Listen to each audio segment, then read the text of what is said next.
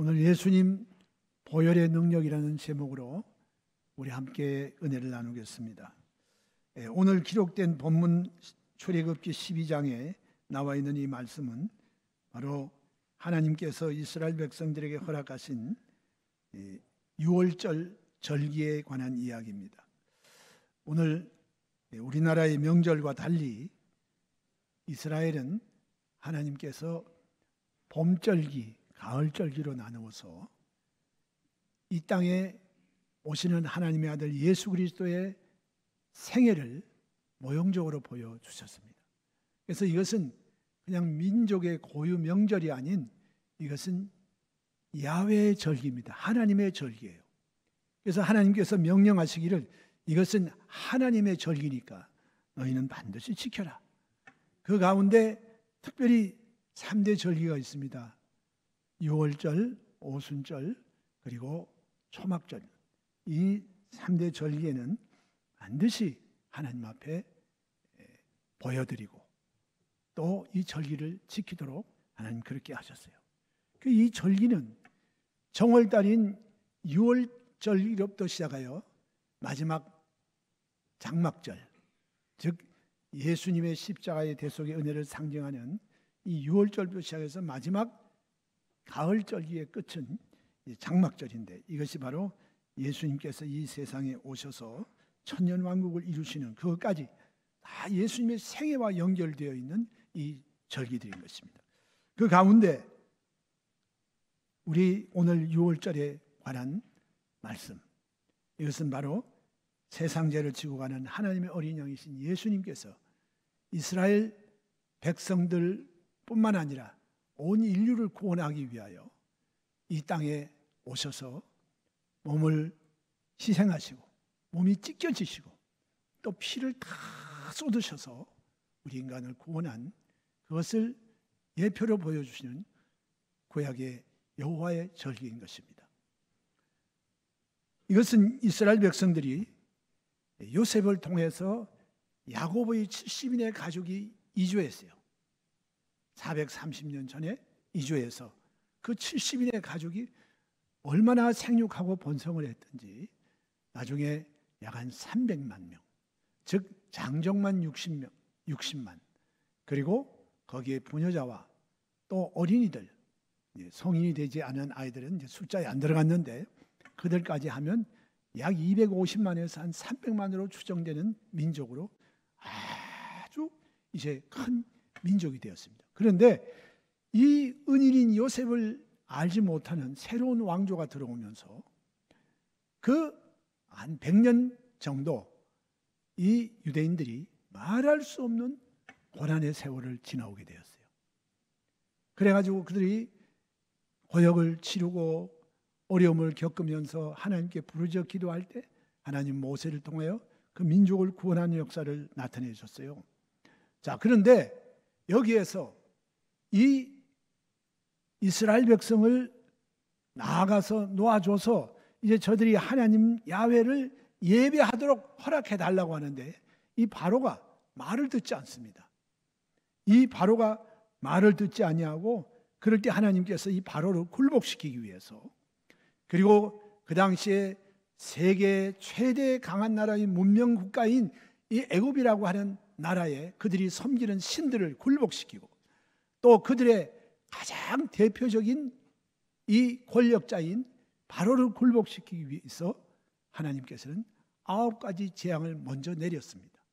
그 재앙이 그들에게 나오니 정말 우리 같으면 그냥 한 번만 국가에 이런 재앙이 와도 두 손 두 발 딱 들고 하나님 명령에 순종해서 이 백성들 빨리 데리고 나가라고 할 텐데, 이 바로의 마음이 얼마나 완악한지 9가지 재앙이 다가왔는데 이 재앙 가운데도 버티는 거예요. 그래서 계속해서 재앙이 내려오니 나중에 신하들이 와가지고 이 9가지 재앙을 통해서 이 나라가 망하게 되었습니다. 이 망하는데 이대로 계속해서 고집 피우고 이 유대인들 이거 이스라엘 백성들 이거 붙잡고 계시면 안 됩니다. 우리나라가 먼저 망해요. 그런데 희한하게 저 이스라엘 백성이 살고 있는 고센 땅은 말짱하거든요. 자, 그런데 하나님께서 마지막 이 바로의 손을 들게 만든 것이 유월절 사건이에요. 그 유월절 사건은 뭐냐? 장자를 모조리 죽이는 이와 같은 무시무시한 재앙이 임하게 된 거예요. 그래서 여기에 비로소 이 유월절 사건을 통해서 바로가 굴복하고 유대인들을 자유롭게 풀어줬어요. 그래서 비로소 민족 해방의 역사가 이루어지게 되고 저들은 하나님이 약속하신 그들의 조상 아브라함에게 약속하신 그 젖과 꿀이 오는 가나안을 향하여 출애굽하게 되는 역사가 나타나게 되신 것입니다. 이 열 번째 재앙이 바로 뭐냐? 장자를 치는 죽음의 재앙이 다가오는 이와 같은 재앙인데, 여기에 이 재앙이 다가옴으로 말미암아 결국 이제 그들이 섬겼던 신들은 야훼 하나님 앞에 다 굴복한 거예요. 그리고 여기에 바로 그 왕들마저도 열 번째 재앙에서 그들은 이제 하나님 앞에 굴복하는 이와 같은 역사가 있게 된 것입니다. 그런데 이스라엘 백성들에게는 사람이나 짐승이나 뭐 집에 키우는 개 한 마리도 죽지 않는 구원의 역사가 이루어진 거예요. 참 희한하다. 그런데 여기에 하나님께서 이스라엘 백성들을 구원할 때 하나님이 그 백성들에게 모세를 통하여 명령하신 일이 뭐냐? 너희 이스라엘 백성들이 해야 될 일이 있는데 이는 흠없는 1년 된 수컷 어린 양이나 염소를 잡고 그 고기를 불에 구워서 먹고 그 다음 쓴나물과 함께 먹으면서 그들이 그날 재앙이 임하는 그날에 그 양들의 희생된 그 피를 너희 집안의 문설주와 인방에 바르라. 근데 참 겉으로 보기에는 여러분 이 피를 문설주와 인방에 바른다는 것이 얼마나 이게 참 끔찍합니까? 온 고센 땅 유대인들이 살고 있는 그 땅에는 그냥 그 동네 자체가 그냥 완전히 짐승의 피로 물들이게 되고 그 피비린내가 막 천지를 진동했어요. 그래서 이들은 출애굽할 준비를 하고 그 고기를 불로 구워서 먹고 양식을 삶고 그 다음에 기다리고 있는데 애굽 전역에 막 난리가 났습니다. 왜? 그 집안에 있는 모든 장자들은 다 죽임을 당하고 짐승들의 초태생들은 다 죽임을 당하는 이와 같은 엄청난 무시무시한 재앙이 이루어지게 되고 마침내 그렇게 고집을 피우던 바로마저도 하나님 앞에 무릎을 꿇게 된 거예요. 놀라운 승리의 역사가 벌어지게 된 것입니다. 자, 외관상으로는 참 혐오스럽고 꺼림직하지만 그러나 하나님께서 이것을 통하여서 이제 유대인들을 구원하시고 그들로 하여금 약속의 땅에 들어가게 하는 이런 역사가 일어나게 하신 것이고 하나님은 이것을 기념하여 여호와의 절기, 즉 야훼 하나님의 절기이니 너희는 이 절기를 반드시 지키라고 말씀하신 것입니다. 자, 그래서 오늘 이 말씀을 통해서 우리가 살펴볼 수 있는 것은 첫 번째가 우리 기독교의 복음은 피의 종교다. 피 흘림의 종교이다. 그래서 이게 왜 그렇게 됐냐? 여기에는 깊은 의미가 있습니다. 종교개혁자 마틴 루터는 성경에 대하여 이런 말을 했습니다. 성경책을 짜보아라. 그 속에는 피가 나올 것이다. 무슨 피가 흘러나오냐?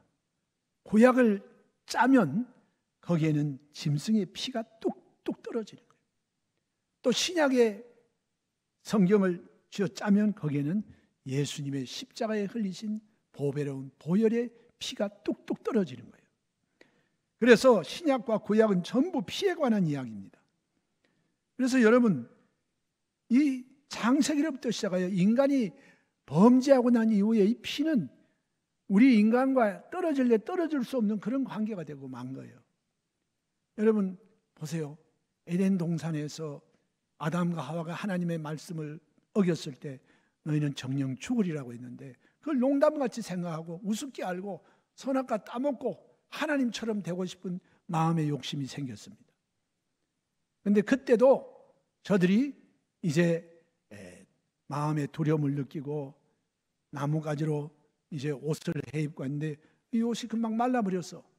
그래서 제일 먼저 인간의 죄 때문에 희생을 당한 것이 거기에 양이 죽임을 당했습니다. 흠없는 양이 죽임을 당하고 하나님은 그 양을 잡아서 피를 흘리게 하시고 그 다음에 그 가죽을 벗겨서 인간이 가지고 있는 그 죄악의 수치스러움, 두려움 이런 것을 가죽옷을 입혀주었어요. 오늘 그와 같이 인간의 범죄와 피는 떨어질래 떨어질 수가 없어요. 여러분, 피는 바로 우리의 생명이 피에 있습니다. 의학계에서 발표를 했지만 성경은 바로 사람들의 생명은 그 피에 있다는 것을 이미 구약 성경에 말씀하고 있는 거예요. 그래서 여러분, 바로 예수 그리스도의 피는 왜 우리에게 필요하며 우리가 왜 이 기독교의 복음이 피의 복음인가 하는 것을 우리가 깊이 깨닫는 시간이 되기를 바랍니다. 그래서 여러분, 이 피 흘림의 이야기는 구약 전체가 흘러옵니다. 왜 그러냐? 하나님께서는 죄의 삭은 사망이라고 말했어요. 그리고 이 죄 용서를 받기 위해서는 반드시 그 죄 지은 영혼은 죽임을 당하게 돼 있는데, 사람이 죄 진다고 다 죽여버리면 이 인류가 남을 사람이 누가 있어요? 성경은 말씀하시기를 모든 사람이 죄를 범하였음에 하나님의 영광에 이르지 못한다. 우린 이 세상에 태어나면서 모두가 다 내가 원든 원치 않든 간에 우리는 아담의 후손으로 태어났는데, 나는 이 세상에 한 번도 태어나서 죄를 안 지은 그 상태에도 이미 내가 죄 중에 잉태가 되고 원죄를 가지고 태어나기 때문에 사람들은 죄인으로 태어나는 거예요. 아마 여러분께서 여기에 대해서 반발하고 싶은 사람도 계시겠지 모르겠지만 그냥 그렇게 돼 있어요. 자, 그런데 이 원죄와 자범죄, 우리 살면서 짓는 모든 죄가 하나님 앞에 용서함을 받고 구원을 얻기 위해서는 이 죄사함을 받아야 돼요. 그러기 위해서는 반드시 이 죄값을 누군가 치루어 줘야 되는데, 죄 있는 사람이 어떻게 자기 죄를 위하여 피를 흘리고 죽습니까? 그러면 죽어버리죠. 그렇기 때문에 죄 없는 분이 누군가 와야 돼. 그래서 구약 시대에는 예수님이 오시기 이전이기 때문에 예수님의 그 희생을 상징하는 짐승들이 대신 죽어갔어요. 그래서 구약에 그들이 드리는 예배, 즉 하나님 앞에 죄 사함을 받기 위해서는 반드시 제사를 드려야 되는데, 이 제사는 여러분 소제 하나 빼놓고 나머지 번제, 속죄제, 속건제, 그 다음에 화목제, 모든 제사에는 반드시 제물이 드려져야 하는데, 이 제물이 이제는 죽임을 당합니다. 하나님 앞에 나올 때 죄사함을 받아야 되기 때문에.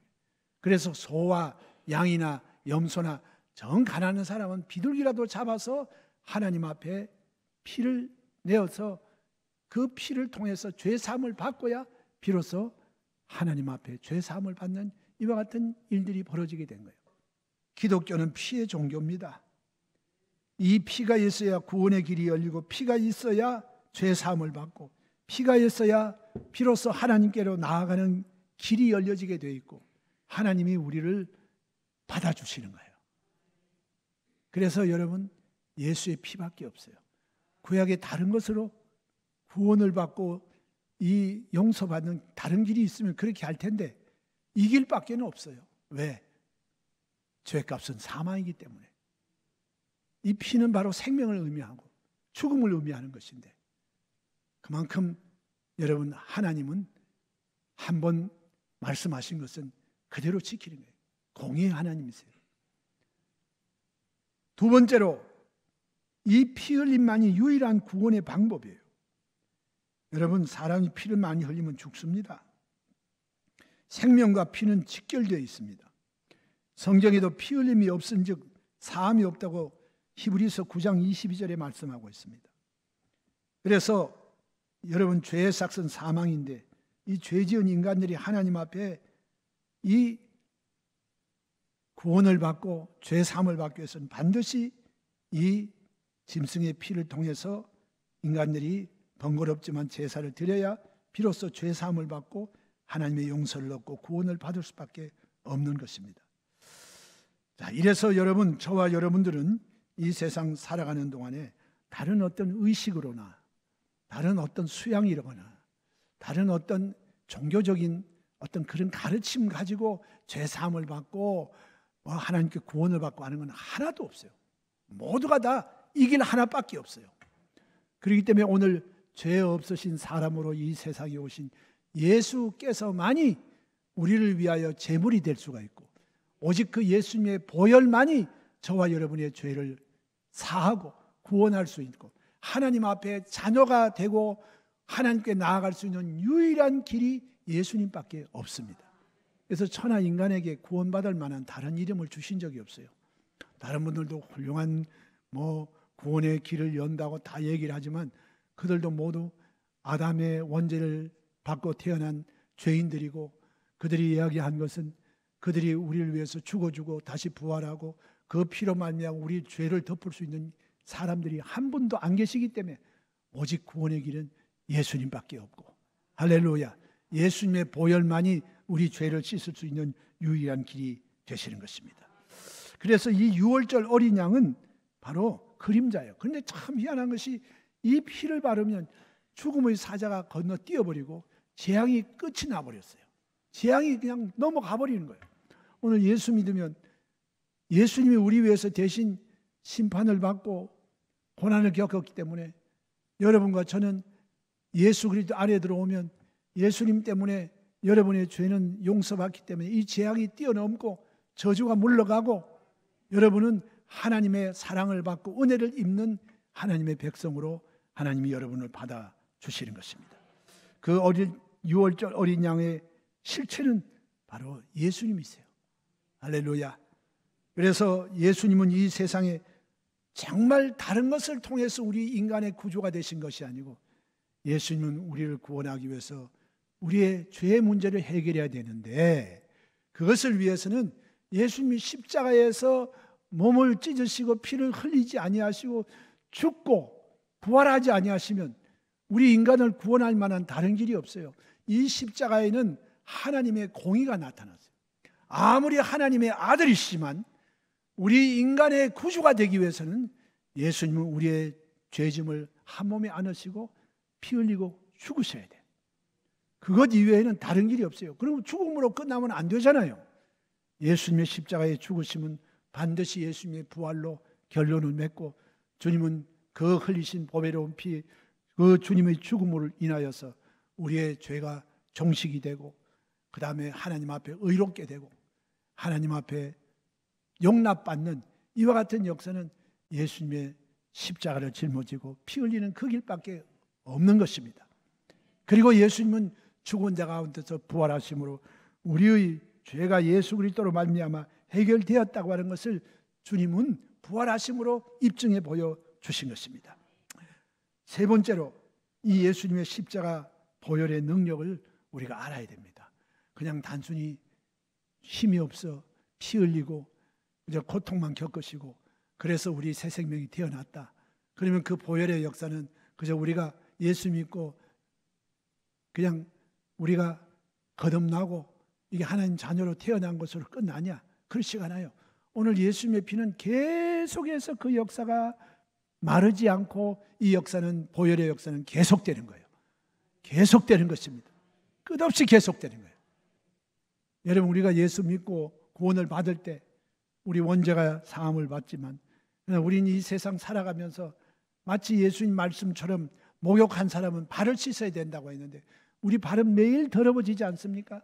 매일 먼지가 묻고 매일 땀이 흐르고 매일 더러워집니다. 그래서 발은 매일 씻으라 그랬어요. 예수님께서 그래서 제자들이 발을 씻겨주니까 베드로가 말하기로, 예수님 안 됩니다. 제 발은 못 씻깁니다. 왜? 발을 씻기는 일은 하인이나 종이 하는 일인데 어떻게 예수님같이 우리 스승님께서 우리의 발을 씻깁니까? 예수님께서 내가 네 발을 씻기지 않으면 너하고 나하고 상관이 없다. 그러니까 베드로가 자기 머리를 들이대면서 내가 머리끝부터 발끝까지 그냥 샤워를 시켜주세요. 예수님께서 목욕한 사람은 발만 씻으면 된다. 우리가 예수 믿고도 계속 지으니까 우리는 구원받기 위해서 다시 우리가 회개하는 그 구원은, 이제 이 회개는 우리가 한번 거듭나서 태어나면 그것은 하나님 앞에 계속해서 자녀로서 새 생명을 얻은 사람으로 우리가 살아갈 수 있지만 죄는 계속 씻어야 돼요. 죄는 매일매일 짓는 죄는 계속해서 여러분께서 회개하고 입술로 예수님의 보혈로 나를 씻어달라고 고백하고 이렇게 매일매일 씻어야 돼요. 죄를 쌓아두지 마세요. 날마다 예수의 보혈을 의지하여 죄를 사함받고 용서받으시기를 주의 이름으로 축원합니다. 그래서 이 십자가의 보혈의 능력을 우리 날마다 의지하고 살아가야 돼요. 자, 여기에는 첫 번째로 구원의 능력이 있습니다. 이 구원은 예수의 보배로운 피로 말미암아 하나님 앞에 우리가 죄 씻음을 받는 거예요. 여러분, 그 구원의 능력이 우리 속에 나타나기 위해서는 로마서 10장 10절에 보면 사람이 마음으로 믿어 의에 이르고 입으로 시인하여 구원에 이른다 그랬어요. 그리고 이 예수님의 보혈은 두 번째로 어떤 능력이 있냐? 치료의 능력이 있어요. 치료의 능력. 예수님의 보혈을 여러분이 의지하고 이 보혈을 여러분께서 주님께 부어달라고 자꾸 보혈 기도를 여러분이 드리시면 이 보혈 기도는 여러분의 몸과 마음과 삶을 치료해 주시는 거예요. 할렐루야. 그 피가 마음속에 큰 증거되듯이 오늘 이 보혈을 의지하는 사람들에게는 귀신이 쫓겨나는 거예요. 여러분, 이스라엘 백성들이 이 애굽에서 종로로 산 게 아까 말씀드린 한 100년 정도가 이렇게 참 고역에 시달렸으니 뭐 그 가운데 얼마나 죽는 사람도 많고 부상자가 많겠습니까? 요즘과 같은 이런 현대 참 조심하고 안전을 유념을 해도 사람들이 다치기도 하고 여러 가지 사망자들이 생겨나는데 그 당시에 그 고역을 하는데 얼마나 힘들었겠어요. 그러니 거기에 연로하고 병들고 불구자들이 많고 영양실조로 말미암아 비실비실하는 사람이 많은데 오늘 이 성경에 보니까 저들이 적과 꿀이 가나안 땅으로 출발할 때 보니까 시편 105편 37절에 보면 그의 지파 중에 비틀거리는 자가 없었다 그랬어요. 희한하게 거기서 막 노역을 할 때는 그저 비실비실하고 자주 쓰러지고 몸에 막 다쳐가지고 불구자들이 많은데 그들이 출애굽을 하여 나가니까 하나님께서 그들을 순간적으로 치료해 주셔가지고 비틀비틀하는 사람이 없도록 그 광야길을 걸어가는데 비틀비틀거리는 사람이 없도록 하나님이 그냥 그들을 싹 고쳐줘 버리신 거예요. 할렐루야. 오늘 여러분도 인생길을 살아가면서 끊임없이 예수 그리스도의 보혈을 의지함으로 하나님이 여러분을 고쳐주시는 약한 사람 한 분도 없게 되시기를 주님의 이름으로 축원합니다. 세 번째로 마지막 이 예수님의 십자가의 보혈은 마귀를 이기는 능력이 있습니다. 여러분, 마귀가 하는 일은 세 가지 대표적인 일이 도적질하고 죽이고 멸망시키는 일이에요. 그것 때문에 우리가 얼마나 많은 고통을 받고 있습니까? 이 마귀는 이제 마지막 때가 되니까 자기 때가 다 된 줄 알고 막 할 수만 있으면 사람들 괴롭히는 거예요. 교회도 막 깨뜨리고 막 하나님의 백성들 괴롭히고 막 온갖 방법을 다 하는데 이와 같은 때 여러분은 날마다 이 마귀를 이기는 예수의 피로 무장해야 되는 거예요. 하나님의 전신갑주로 여러분께서 무장을 하실 뿐만 아니라 입술은 늘 예수의 피를 의지하고 예수의 피를 부어달라고 기도하고 가는 곳마다 여러분이 예수의 피를 주장해서 여러분이 마귀의 공격에서 해방받는 우리 모두가 되기를 주의 이름으로 축원합니다. 마귀가 사람을 정죄할 수 있는 유일한 근거는 우리 죄 때문에 그래요. 죄를 짓기 때문에 마귀가 그걸 탐타고 들어와서 우리를 자기의 종으로 만들었는데 마귀가 발판이 없어야 돼요. 발판이 없기 위해서는 예수의 보혈 이것만 여러분께서 의지하여 죄 사함을 받고 마귀를 딱 대적할 수 있는 준비를 하고 있으면 마귀가 한 길 와서 7길로 쫓겨가는 것입니다. 우리가 너무나 이 보혈을 사용할지 몰라요. 보혈을 의지할지 모르니까 마귀가 막 겁내지 않고 들락날락 하는 거예요. 들락날락 하는 거예요. 하나님의 백성인데도 들락날락 막 죄집처럼 왔다 갔다. 그런데 이제는 여러분들이 날마다 예수의 보혈을 의지하고 보혈로 딱 무장하면 마귀가 와가지고 들러붙을 수가 없어요. 들어왔다가도 쫓겨나가는 거예요. 그렇기 때문에 여러분은 항상 뇌리 속에 예수의 보혈을 생각하고 입술에 예수님의 보혈을 달고 살아야 돼. 달고 살아야 돼. 아이고 그 끔찍하게 묻는 맨날 무슨 피야 피가. 여러분 끔찍하고 안 하고가 문제가 아니요. 이스라엘 백성들이 출애굽할 때 끔찍하다고 문이 안 받으면 그 집도 예외 없이 죽음을 찾아가고 재앙이 올 수밖에 없는 거예요. 그냥 끔찍하고 외견상 보기 끔찍해 보여도 예수의 피를 바른 집은 재앙의 사자가 다 떠나가 버리고 죽음이 그 가정에 오지 못했어요. 여러분도 이 재앙과 마귀가 와서 괴롭히지 못하게 하려면 그냥 예수의 피를 늘 붙들고 살아야 돼요. 할렐루야. 다른 길이 없어요. 여러분 오늘 이름으로 매일매일 여러분 뇌리 속에 예수의 보혈을 의지하면 하나님의 역사가 여러분을 통해서 나타나게 되는 것이고, 마귀는 예수의 피가 있는 곳에는 범이 근접하지 못합니다. 예수의 이름과 예수의 보혈을 의지하여 귀신을 쫓아내고 우리 마음속에 다가오는 모든 염려와 걱정, 근심 다 물리치고 승리하시기를 주의 이름으로 축원합니다. 그래서 여러분 오늘 저와 여러분 이 세상에 살아가는 동안에 늘 예수님의 보혈을 의지하고 살아가는 저와 여러분 다 되시기를 주의 이름으로 축원합니다. 할렐루야. 자, 오늘 여러분 우리가 이 예수의 보혈을 의지할 때 성령님이 이 보혈을 의지하는 그곳에 성령님이 늘 함께 해주시는 거예요.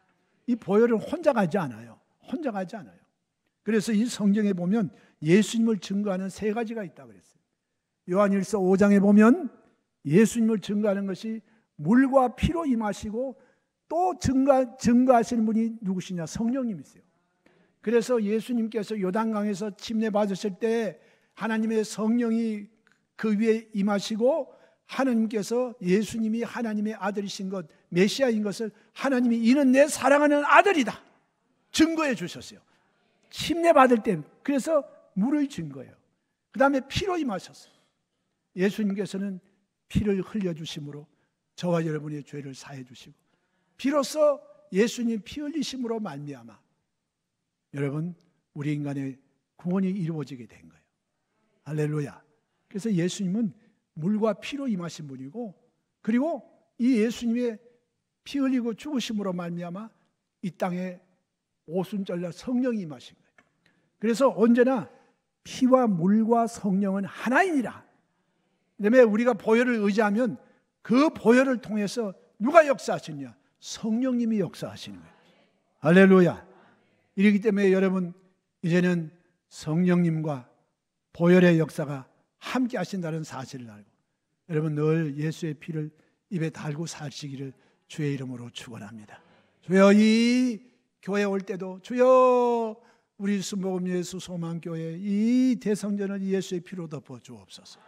여러분 가정에도 예수의 피를 부어 주시옵소서. 여러분이 사무실 갈 때도 여러분이 차를 운전할 때도 예수의 피로 덮어 주시옵시고 예수의 피로 우리를 지켜 주시옵소서. 그럼 예수의 피가 가는 곳을 언제나 성령님이 함께하여 주셔서 저와 여러분을 돌보시고 지켜주시고 치료하시고 귀신이 쫓겨가게 만들어 주시는 것입니다. 할렐루야.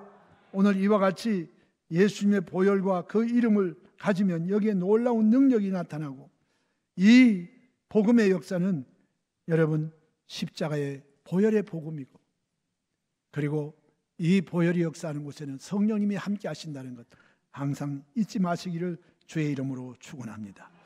그저 구원받지 못하고 교회에 그저 덜렁덜렁 왔다 갔다 하는 사람은 오늘 제가 하는 이 설교가 마음에 안 들 거예요. 그리고 한쪽 귀로 듣고 한쪽 귀로 흘려버리면 여러분 손해입니다. 왜냐하면 여러분 이거는 생명이에요. 피가 여러분 생명이에요. 예수의 피, 예수의 피, 예수의 피 때문에 우리가 구원받고 죄사함 받았어요. 나는 좀 깨끗하고 나이스하고 신사적으로 아주 그리고 교양 있게 신앙생활하고 싶은데 뭐 맨날 교회 가니까 무슨 뭐 피 얘기하고 그냥 피는 여러분 어쩔 수 없어서 여러분 살라고 하면 붙잡으세요. 살라고 하면 고백해야 돼요. 그렇게 우리 교회 와서 보혈 찬송 좀 하려니까 보혈 찬송 안 하고 다른 이야기만 아주 무슨 뭐 야유회 가서 뭐 노래 부르는 것도 아니고 우리 모일 때마다 보혈을 늘 의지해야 돼요. 항상 여러분 주님 다시 만나는 그날까지 보혈과 성령의 능력으로 무장하고 예수의 이름을 가지고 승리하는 저와 여러분 다 되시기를 주님의 이름으로 축원합니다.